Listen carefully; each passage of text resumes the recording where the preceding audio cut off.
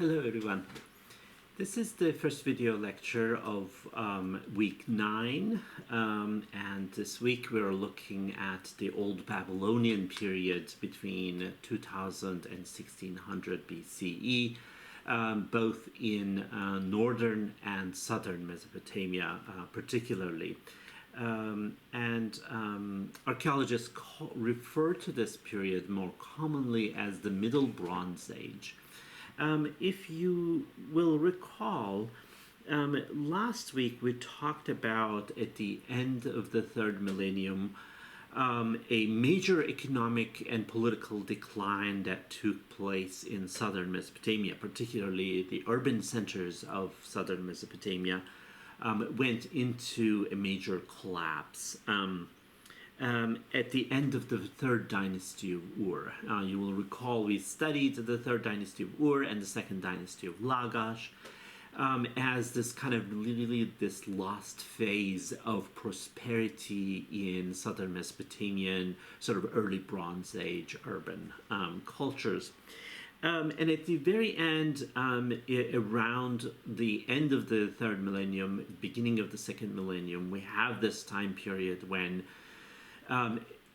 there is this collapse that is sometimes explained by scholars through climate change, possible a kind of a really abrupt climate change event that led to it. Some argued about sort of invasion of nomads, and some argued more sort of global economic decline. Whatever the case, there is a substantial evidence of really a radical political change that's going on, a collapse.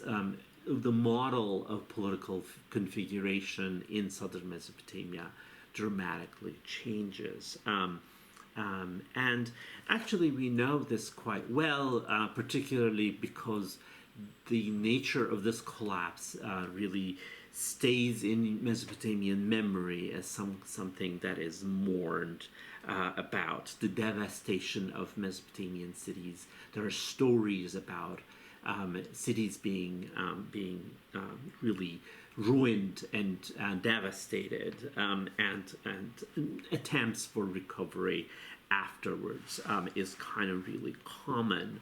So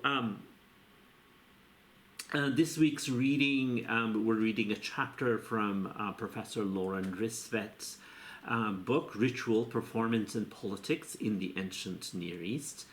And we're reading a chapter that is entitled Memory.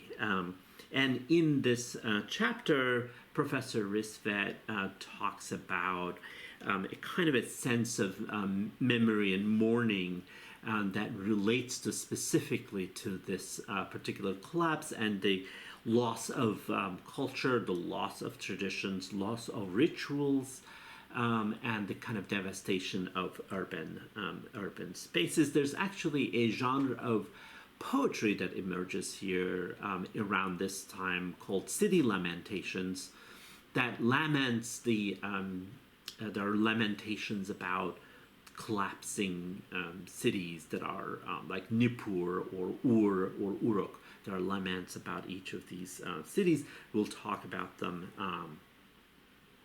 this week. If we look at this map of Mesopotamia that brings together both northern and southern parts of the Tigris and Euphrates valleys, we note the formation of these new regional kingdoms like Yamhad, Ashur, Mari, Babylon, and Isin Larsa, particularly some in the north, some in the south. And this kind of new political configuration that takes place in the Middle Bronze Age is something that is a political change that we see across the Mesopotamian landscape, while leaving all those fantastic old cities of the early Bronze Age behind in ruins. So this entirely new division of the territories was visible starting in the 19th century BCE. Each of these kingdoms that I labeled on the map, kind of really they control their territories. They establish some kind of a territorial control over these territories, and setting up new long-distance trade relationships. For example, Assur. If you think of Assur in the sort of middle Tigris Valley, families from Assur in the Middle Bronze Age travel into Anatolia, and settle in urban centers of Anatolia and establish a trade relationship in those cities, and selling, particularly selling textiles and various kinds of Mesopotamian goods, and buying in return copper and silver. So what we're seeing in this map is a kind of a really remember we talked about the sort of really copper sources and diorite sources in the Persian Gulf. We are seeing the kind of really resource interest in copper shifting towards north, particularly, especially using the rivers, particularly the Euphrates River, as a channel of communication.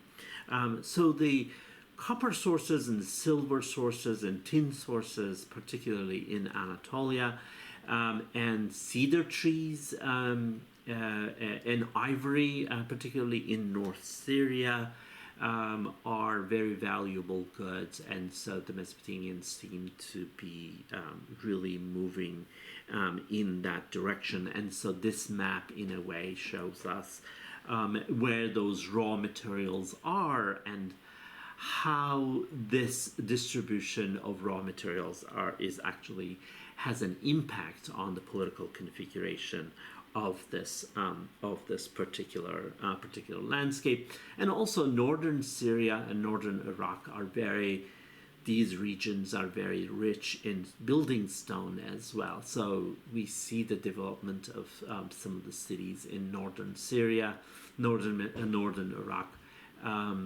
We will talk about them in the second lecture. We discussed the nature of the Euphrates River as a slow-moving, wide river that's really extraordinarily useful for Mesopotamians for river transport. So when the Euphrates crosses the Syrian steppe, then particularly from northwest in Turkey down to eastern Syria near the Iraqi border, the river creates an extraordinary and rather sort of unique landscape that brings together this fertile river valley that is sort of really well watered, but also the steppe, the edge of the steppe, that's usually heavily used by pastoral nomad groups. That is the tribal politics that Lauren Risvet actually discusses in her chapter on memory, and we're going to read that. And those tribal groups are really connected to kind of a really kinship-based connections that existed in that particular landscape. In this economy of pastoral nomads, which inhabit the steppe landscape in close contact and collaboration with urban communities along the Euphrates. When this relationship is something that I'd like to discuss in this lecture, how the pastoral nomads, the nomadic communities that are particularly occupying this Syrian steppe, that are actually coming down to urban centers that are built along the river on the Euphrates, bringing their animal husbandry products and buying sort of more agricultural produce and crafts as well from these urban centers. And depending on the prosperity or stress, economic stress, these steppe dwellers, so to speak, come and settle into the cities very easily. So there's actually a very fluid relationship between these pastoral lifestyles and the urban settlements in the Middle Euphrates. This seems to be an aspect of this Middle Euphrates region. It's not something that we find everywhere along the Tigris and Euphrates rivers, but this complementary aspect of pastoral nomadic life on the steppe and the urban life, the sort of agriculturally supported urban life along the Euphrates, seems to be a very important aspect of the Middle Euphrates region. And so I'd like to talk a little bit more about this in a little bit. Let's look at some of the highlights of this week. First of all, one of the things that we're doing this week is we're moving to North Mesopotamia. We're moving with this kind of really shift of political and ecological conditions, and the opening of particularly the flourishing of copper and silver markets in Anatolia, and the craft that the artworks, the materials, like weapons and all kinds of materials that are made in those cities then become very important in the Mesopotamian markets. The establishment of that mercantile network with the participation of actually Assyrian merchants in Anatolia. And then the cedar forests and timber resources and the rich stone quarries of western and northwestern Syria, it then becomes very, very important. And of course, that also allows them to connect to the seafaring trade network that is starting to operate in the Mediterranean, that allows Mesopotamians to connect with the cultures in the Aegean, for example, like the Mycenaeans and the Minoans. So we're going to see some interaction between Mesopotamian world and the Aegean world right around this time, really becoming concrete right around this time in the Middle Bronze Age. This Middle Euphrates region, as I try to explain in a little bit, has a unique ecology of urban and nomadic lifestyles that are supporting each other. Some scholars have called this a dimorphic society, in which there's constant infiltration, constant mixing back and forth between these two different lifestyles that are supporting each other. Third, this time period we're covering is Middle Bronze Age, or the Old Babylonian Period. It is a time of new political configuration in Mesopotamia with the emergence of a new kind of regional states like Mari, Ebla, Ashur, Yamhad in the north, Babylon, and Isin-Larsa, particularly in the south. In the second lecture, we're going to look at Mari and Ebla very closely and see what's going on, particularly architectural and artistic developments that are going on there. And finally, in the south, there is this very powerful memory of the destroyed cities of early Bronze Age, and I mentioned the genre of city lamentations appearing as a literary genre, as a product of this kind of politics of memory associated with the past.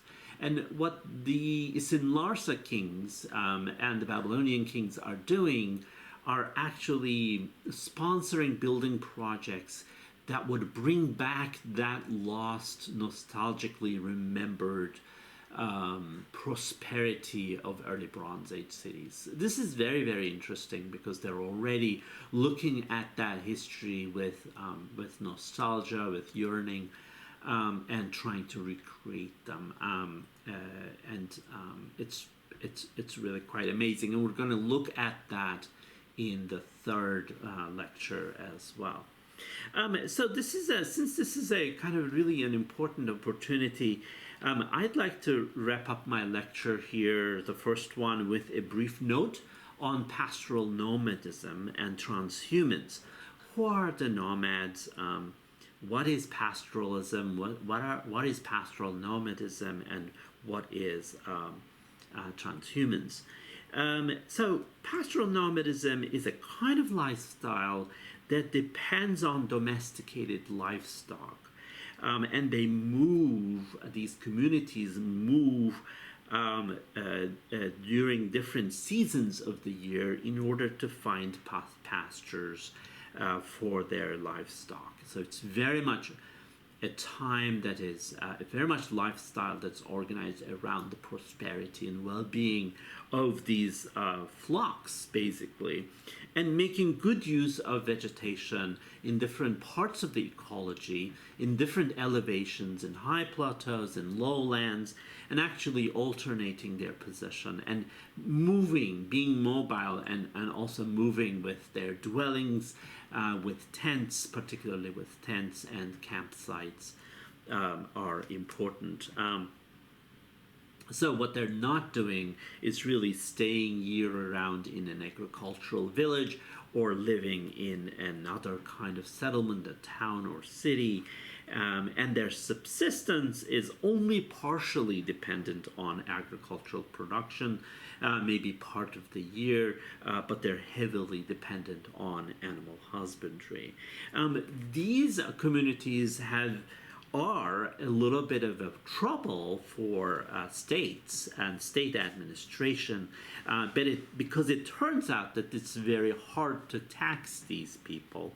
And so they do not really rely on land as property, and they're perfectly adapted to particular pastoral landscapes, and they are very smart in actually making very sustainable use, very long-term sustainable use of local and regional resources, including water and rivers and pastures and all kinds of landscapes. So when we look at the traces that they leave behind, these pastoral nomads, it's really interesting. They have a very unique engagement with landscapes. They are identifiable with archaeological residues like cairns that you see on top left, for making, delineating territory or routes. They're campgrounds with a row of stone boulders, on which then they can set up their tents. And then, or mound burials or burials along the way when someone in the community dies. And so their burials then become important. And these pastoral lifestyles have a very unusual and a rather unorthodox relationship with landscape, and how they get to know the landscape is this knowledge of landscapes, the knowledge of place, the knowledge of the region is very richly equipped with a kind of a deep body of knowledge that is passed on from generation to generation, particularly the knowledge about different seasons, the vegetation, how particular parts of the landscape can be used and moved through. They understand landscapes not through a kind of stability, but through movement. And so this is a very dynamic body of knowledge about landscapes and the way that they understand landscapes. Transhumans, on the other hand, is more of a hybrid lifestyle that is spending most of the agricultural year in a settlement in the lowlands, but then going up to the challenge of sort of really migrating to upland pastures for in the warm seasons, usually 2 or 3 months during the year. For example, I'm showing you such an upland pasture settlement, Yalburt Yaylası, where I work, where I do my field work in west central Turkey. These upland settlements with houses built in stone remain empty most of the year, although they're kept up. but families move up to the settlement for about 2 to 3 months of the year. This documentary, Grass: A Nation's Battle for Life, was made between 1925 and 1929, and I posted this documentary, which is online, for you to see. So if you have time and interest, this is really a very fascinating sort of document, really. And what happens is that these directors, Marion Cooper and Ernst Schoedsack, follow the journey. They joined the Bakhtiari tribe in moving in the Zagros Mountains between Iraq and Iran, while they are herding their livestock in the snow-covered mountains of the Zagros. And so this is the story of their long journey with the animals, with the entire tribe, packing and sort of really going to the upper pastures. And you can see how hard and how difficult a life this is, but also how fascinating and kind of really breathtaking it is. And the fact that it happens, and actually this is taken in 1925 to 1929. So it's really interesting time, sort of really before the arrival of industrial agriculture in these areas, and before the kind of this heavy impact of modernity and the nation state, which actually really dislocated and discontinued a lot of these pastoral nomads and transhuman communities. In terms of the visual culture, that is the art that is produced by the nomadic societies is rather rare, because they're always on the move, and so they're not really leaving traces in the kind of really urban context, which actually keeps the archives, writes histories. So the pastoral nomads are generally left out of those stories. They're left out of the history, official history. They're left out in the official art of a state. And so, but oftentimes, when you do pay attention, when archaeologists do pay attention, you do find a sort of evidence of their life. And so this is one set of about 15 stelae were recently found in the Turkish province of Hakkari in the southeastern corner of Turkey, very close to the Iranian border, actually. And that these are depictions of stone-carved depictions on boulders of these kind of slabs, stone slabs, of warrior figures who are sort of really depicted with all kinds of stuff, all kinds of their weapons, their daggers. They have their penis sheath and small individuals and various kinds of tools.